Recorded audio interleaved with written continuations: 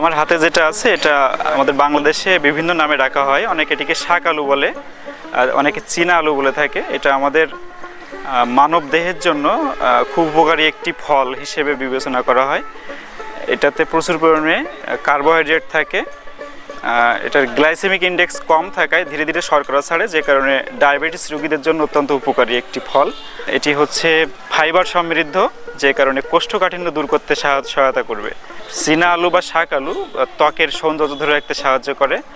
এটি যাদের বাত ব্যথা আছে, বাত ব্যথা রোগীদের জন্য অত্যন্ত উপকারী একটি ফল বা সবজি হতে পারে।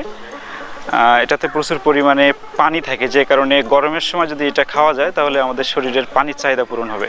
যাদের ত্বকে ব্রণ আছে তারা এটা নিয়মিত খাইলে ব্রণের সমস্যা কম হবে। এটা প্রধানত বেলে দোআঁশ মাটির একটি ফসল। এর বীজ বপন করতে হয়, বীজ থেকে চারা হবে এবং তারপরে কন্দমূল গঠিত হবে। কন্দমূলটাই প্রধানত খাওয়া হয়।